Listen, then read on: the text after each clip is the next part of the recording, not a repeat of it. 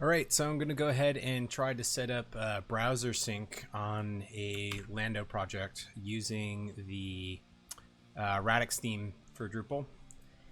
So I've done something similar to this before. It shouldn't be too awfully complicated, but we've got Lando site running already. And we've got to do a few things to get this working. So I'm going to start by going in and updating the lando.yaml. So that we have a node service, so that we can get the Browsersync proxy running and get like SAS compilation and all that stuff going. So the first thing we need is to get a node service in our services array here, and the first thing that we need to do is tell it that it's node service type. Let's see, and then after we get that going, we also are going to want some command, a command to run here. And we're going to cd into the site's theme directory. So in this case, it's going to be web themes custom magic. And then after that, we're going to tell it to run yarn watch, because I think based on the way Radix is set up, that's the default Radix watch command to get things running. I haven't used Radix yet this way to just use the subtheme by default, but I was talking to somebody on Slack earlier, and it turns out that Radix is using Laravel mix now, which is pretty simple and should make this pretty easy to do. Hopefully there won't be any gotchas in getting this set up, and I can kind of show you kind of the way I've done it before. So other stuff we probably want to run is we probably want some build steps to also cd into that directory and actually run the yarn install. So let's do that. And yarn install. And then we probably just want to, when it starts up, first thing we probably just want to also run the builder. So I think in this case it's going to be dev. That's what it usually is for Laravel mix. So I'm assuming it's the same thing. So I think that's probably enough to get Browsersync booted up. Other stuff I know that we're going to need to do just off the top of my head is we're also going to need to set up a proxy route for the node server. So I think if we just do node, and then we're going to have something like, we're going to call it magic. Let's do bs-magic.lndo.site and 3000. You have to append the port here because node's going to start it up on localhost port 3000 inside that node container. And so if we want that to proxy through to just a port 80/port 443 on our proxy, we have to specify that in our Lando config here so that it's going to come through on the right port. So you can see right now that's what this setup right here does. So this is telling Lando's traffic proxy, hey, we're going to get something on port 3000 out of the node container, and I want you to proxy that so that somebody can just load it up at its own domain in the address bar. So let's see where we are if we just try this. So I'm going to go ahead and do a Lando rebuild. And you'll see right there, if you see my app server nginx URLs, we should also now get a URL for node. And we should see when the rebuild happens, it's gonna add that new service for node, and it should, I'm hoping, run the build script as part of it's going to install our dependencies and just do a basic compilation step when it starts the server up. So right now it's pulling updates to the app server. All that stuff's going fine. Let's see what happens here. Hopefully none of the stuff that that I've forgotten here in any of these steps.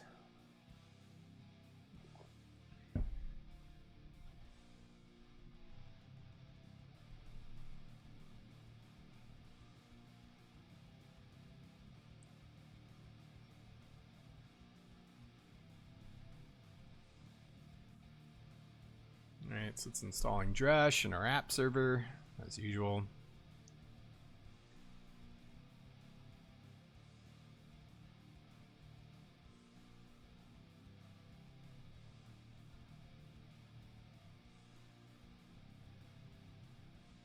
Okay, so all the stuff inside the app server should be finishing up now. So it's stopping that container.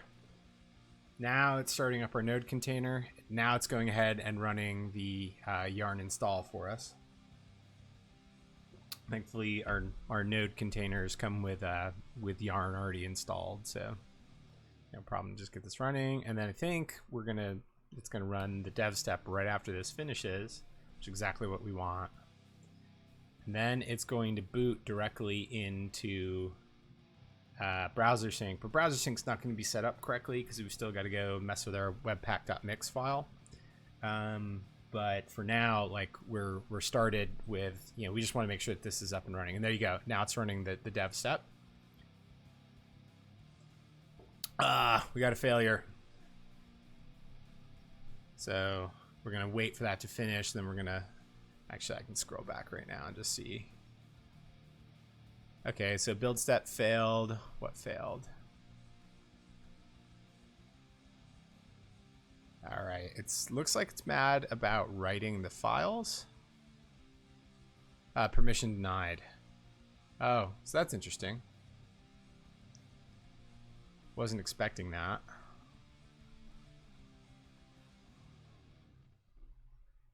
Let's wait for everything to start up.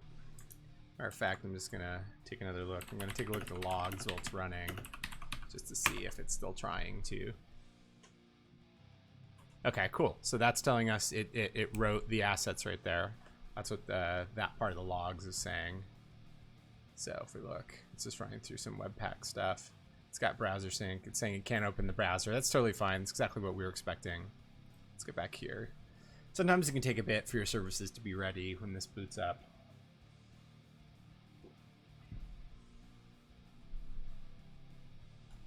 While that's going, I'm actually open my laptop here, and I'm just gonna make sure I'm gonna grab any outstanding like example doc kind of stuff that I have on doing this before.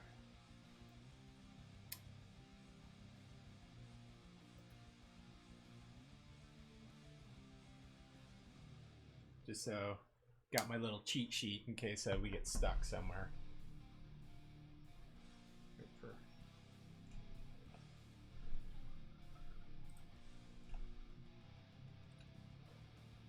So essentially, the tricky part that we're going to end up doing here is we're going to, more or less, we're going to tell Browsersync, hey, you're not running on localhost, you're running inside a container. You're proxying a site that's not even, running out of the same host as you, because in this case, Browsersync's in its own container. The app server, which is running Drupal itself, is in its own container. So we need to do a little bit of reconfiguration of Browsersync. Why don't I go ahead, boot Vim up, and we can start looking at what I'm talking about while everything's starting back up. So if we go and look at our theme, look at custom magic, we go look at the webpack.mix.js, you'll see this is what comes with Radix by default, which it's pretty smart the way they have this set up, and you see a proxy equals proxy down here. So they're assigning this variable up here, and then they're telling Browsersync, hey, proxy that site, which is pretty good. But we're going to make this a bit more robust than the default setup here. So we're going to start with using process.env so that we can pass environment variables to this so that we can actually swap what we want to proxy in the future. And this makes it great that in case you're using Lando to do this, but you've got somebody on the team who just plain doesn't use Lando, they can just pass environment variables when they start the watcher up, and it should understand, what to use as far as what the proxy URL is going to be. And we'll also, some of the trickiness comes with doing a few things later that basically that Browsersync's going to be running on a different domain than the site is. So we're proxying another domain, but we want to tell it where to set up the sockets and all that stuff to properly serve everything. So we're going to do this as BS domain. We'll make that environment variable later. And another cool trick here is in case somebody's not using environment variables, you can pass a fallback, a default. So in this case, we'll probably make it HTTP S. So maybe we want this to by default work. Say somebody's using Laravel Valet or something like that. .test is pretty common now. So in this case, the site folder is going to be called magic, so it would be magic.test. So maybe that's what we want our fallback to be, because we want to be friendly to people who aren't also using Lando for things. So that should help a bit. And so we're going to save that file, and I'm going to go back up into our root directory here, and I'm going to make another change to our lando.yaml. I'm going to tell it that we want a default env file. So I think this is the way we've got to do it, .env. And I'm going to save that. I'm going to go in and copy m.example. This is just the one that comes with Drupal project by default. So I've already set these environment variables for this stuff, so I'm not going to worry about it because right now they're being set by Lando itself. And yeah, I won't worry about drush options URI right now, but that's actually a pretty good one to set later. So one we want to try is BS domain, I think is what we called that a minute ago. So we want that to be set to HTTPS bs-magic, I believe is what we had it set. So hopefully this is right. All right, so that's solid. Let's go back and look at the first terminal window. Okay, it's taking a while to start up the proxy and everything. So I'm gonna kill Lando startup. Let's just see what happens if we, yeah, okay, so that's still got no CSS or any of that magic. So let's go ahead and do, what do we want? What do we want? Let's do Lando. You know what? I'm gonna chown -r all the files here to user.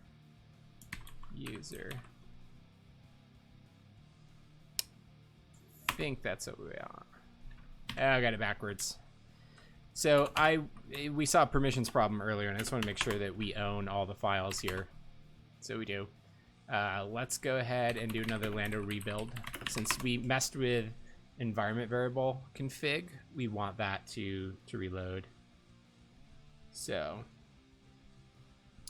I'm gonna wait for that to start up again. Hopefully the node service is going to, because we've changed that proxy value, it's gonna actually proxy a good. Oh, and you know what? Actually, the value we use for the proxy is not right at all. We actually want to use the internal host name for it. So let's go ahead and actually let's save this as .env. And we actually don't want this as our proxy domain. What we actually want for our proxy domain is the internal host name. So we want app server nginx .magic.internal, I think is going to get us the right stuff here. So now that's trying to start up. Let's kill it. Let's do another Lando rebuild. That should get us the right thing, I'm hoping. Meanwhile, while that's starting, I'm gonna check my previous project where we've got this rolling before and just see if I've got the right one here.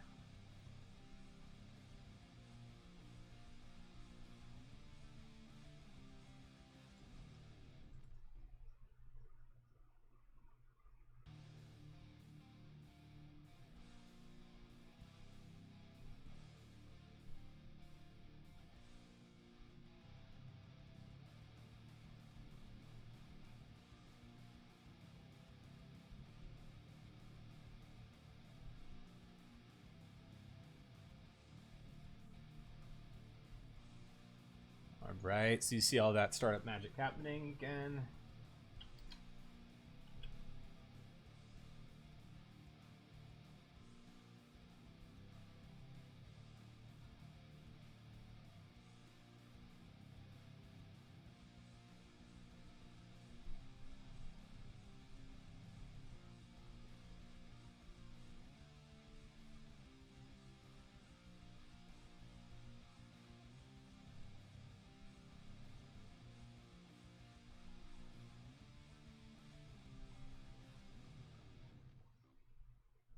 Okay, cool. Oh, look at that. that is doing what we wanted. There you go. You see it compiled that stuff, so we're having less problems this time than we had last time running it. Got my cheat sheet here, so I should be able to finish the rest of the config, which will be helpful. So let's go ahead and open up Vim again. No, we don't want our root directory. That's not what we want. Okay, so looking at our config again. Whoops, I always forget they changed the folder values. Let's look in here at Webpack mix.js again. Okay, so we're gonna want a couple more variables here to make this really work well. So what you see here is we changed proxy, and great, we got that set to that environment variable, and if that environment variable is not not set, let's default to something else. So a couple other things that we're actually gonna want is we're gonna want a socket config. And we do this so that the socket's actually loaded on the proper domain. It doesn't, like, if you're proxying, I've had it go before where Browsersync doesn't know where it's supposed to load its scripts and stuff. So the way we're going to do it is we're going to set domain and port here. And that's going to now be part of our config. And that should be all we need to do. So I think up here what we need to do is do const domain equals process .env dot yeah, variable naming. That's fun. So I'm actually going to call this bs domain, or no, what I'll actually call it is bs socket domain. And if that is not set,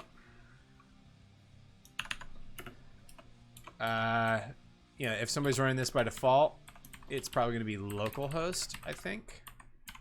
That makes sense. And let's set port bs socket port, and in this case the default fallback here I think is going to be port 80. That's what we want it to be, so that it all else the same. We're expecting the Browsersync script to connect on port 80, which, so it's kind of interesting because we're serving Browsersync over port 3000. And actually, come to think of it, yeah, we actually probably want this to fall back to 3000 because in the container it's serving on port 3000, but when we proxy it, it's going to be on port 80443. So that's why we want to be able to augment this with an environment variable so that when it's running through the proxy, it can find it on the right port, so it doesn't try to find it on port 3000. So you can see here, this finally started up okay this time, but we do have our node URLs are red. So let's try to hit them in the browser and just kind of see what we get. Okay, bad gateway. That makes sense. So let's do a Lando logs node, and it should tell us that it's angry about stuff. Okay, so it's trying to run on localhost 3000. Makes sense. Okay, let's see. So we've got all this set now, and we've told Browsersync where it's supposed to be proxying stuff. So now let's open up our lando.yaml file. And of course, I always have a hard time finding it with FCF. So let's just go up. Whoop. Actually, the end file is what we want. So let's do bs socket domain equals, so this is going to be bs magic.lndo.site. Whoop. And we want bs socket port. We want that to be 80, I think. That's how we want it set up. Okay. So I think that's gonna handle all the stuff we need. Let's look back through the logs here, see if Browsersync tells us what it's trying to proxy. It's trying to proxy magic.test still. So yeah, that's not right. So that's why we're getting that error.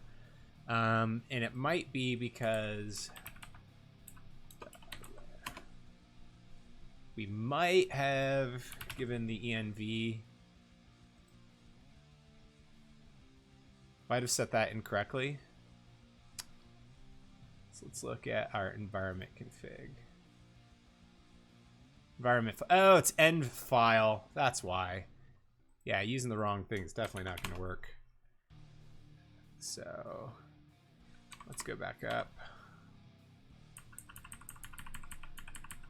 We're one. So let's mess with Lando config again. We want this to be end file. That's the right config value. Okay. All right. So let's give this a try again. Let's go ahead and do a Lando rebuild.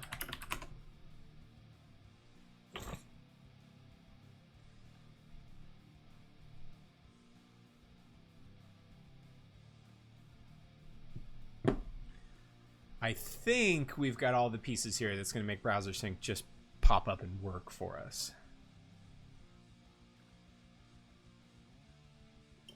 Keep in mind, I haven't used the Radix theme yet, so theme-wise, it might look a little weird, but all we're caring about here is making sure that Browsersync is fired up with Lando. This is a really, really nice setup where someone should be able to pull down your site, just run Lando start, and then go visit the Browsersync URL, and they're off to the races with Browsersync running. So that's the hope here. Should turn out pretty well, I think. I've done this before on other Drupal 8 projects, just not using Laravel Mix and not using Radix, so I know the concept works in general.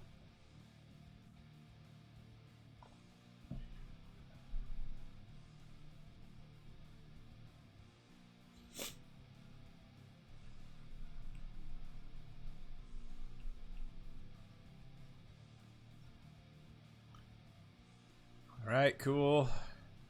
Got some magic working. We can, of course, do some extra stuff here in the future, like make it so that Composer runs its installer right when we do a Lando reboot. What is it mad about this time? Oh, we probably have an error in our code. Let's check that out. Webpack.mix.js. Yeah, that's what we want. Missing a comma. Of course. I don't have ESLint set up on this site, so of course we don't get any nice checking to keep me from making dumb mistakes like that.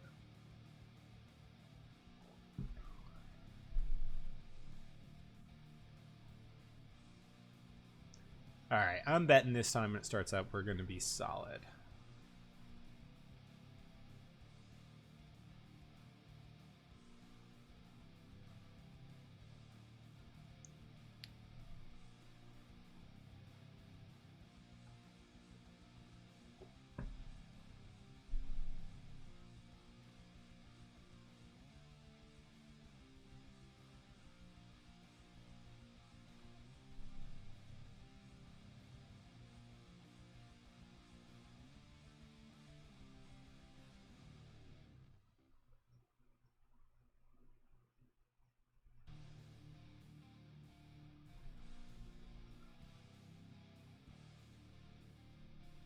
And even with a nice machine running Linux, this can be a bit slow at times.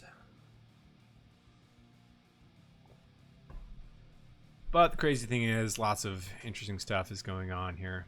Doing a lot of build steps.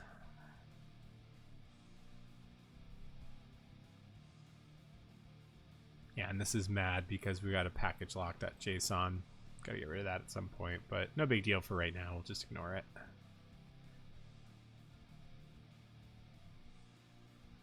All right, cool. Compilation went fine.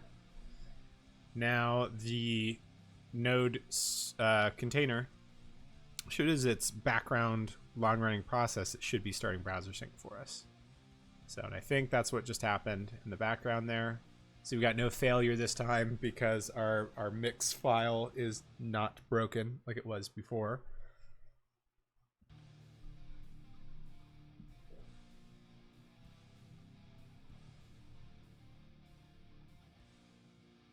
See if we're started up yet. There we go. So that's loading. Let's see if we configured Browsersync correctly. Did not see the notification. I don't know if we have the notification turned off by default here. Okay, so there's some RSS and all that. Yeah, here's the Browsersync client script right here. So Browsersync is loaded. The only thing to really figure out to make sure everything is working right. Let's quit out of here. Let's clear the cache, because I feel like we should be getting, oh yeah, Lando brush CR, because we're on Drupal 8. We should be getting some theme. There we are. There's our theme. Things are back. Okay, cool. So what should work here is I should be able to go in and edit some Sass, and we should just have magic happening. So let's take a look at the Sass. Okay, so this is our base file. We're importing a bunch of stuff. Cool beans. Whoop, it's not what we want to do. Sorry about that. Let's look at the base. Good old bootstrap variables. So why don't we mess with the world? We'll make white dark gray. See if anything changes on that. Of course, there's no white on the page currently. Okay. How about, what can we change to make things really stand out? Primary. Okay, so I'm guessing that blue color, if we swap this to like my favorite orange.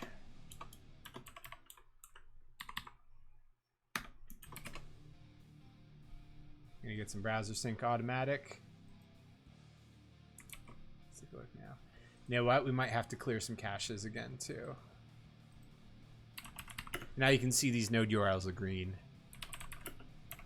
Let's try clearing cache again. Might not be doing brand primary on those. There it is. Okay, so now it's clearing. All right, so we know that Browsersync's running, but we're having a problem with getting Browsersync to actually hot reload here, which is the problem I thought we might have. Let's undo that. Yeah, it's not injecting changes yet quite like we want it to. We know that the script is running, which is good. Let's go ahead, just log in.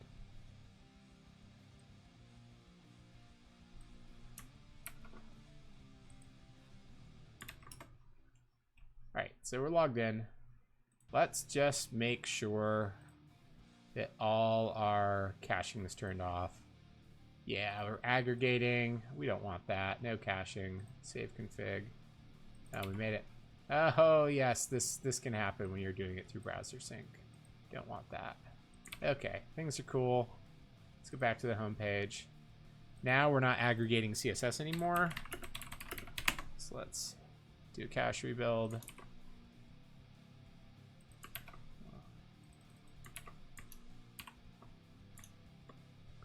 Let's go ahead, get a private window here. Let's make sure we're doing this under HTTPS. Yeah, I know. You don't have to worry, it's our own certificate. Okay, now Browsersync's connected. I think the problem was we were rolling on the wrong domain. We need to be under a secure domain for it to work appropriately. So now, if we go ahead and change this to my favorite orange, save it. Come on. Look at it. Hot reload. We got our orange. Cool. So that's how you get Browsersync running with Lando, with something like Radix using, and this works if you're also, because Radix is just using Laravel's mix. This kind of config that we did here, changing the socket and setting up the proxy and socket domains and all this stuff, this would work for a Laravel app too. And the cool thing is now this is set up so that as long as people are hitting the right URLs and everything, we should just be able to have somebody, pull down, like, let's go ahead and just make sure, let's copy over the new values from our end file to the m.example file, just to make sure that this is, this is set for the next person who comes along, that should be their defaults. If they've got some sort of environment variable loading, you could do node. There's a node package for .env that you could use to load this, Or you could, like, if someone were to be running this by themselves without Lando, they could do something like yarn watch, and they could pass to it. They could pass, you know, like BS domain equals and BS proxy, or what was it, socket. They could set these environment variables and run yarn watch without having to have Lando running. And, you know, they could tell it to proxy whatever their local server setup is. So this is really nice with these environment variables. You're providing both a really easy way for people to do things with Lando, and you're also providing a fallback. So this is my first time streaming this stuff too. So if anybody got to see it on Twitch, that would, you know, that's cool. I'm getting used to doing things with OBS, but it should be recorded and uploaded to YouTube too. So hopefully that's helpful for anybody who's trying to get this working with Lando. Let me know. Thanks.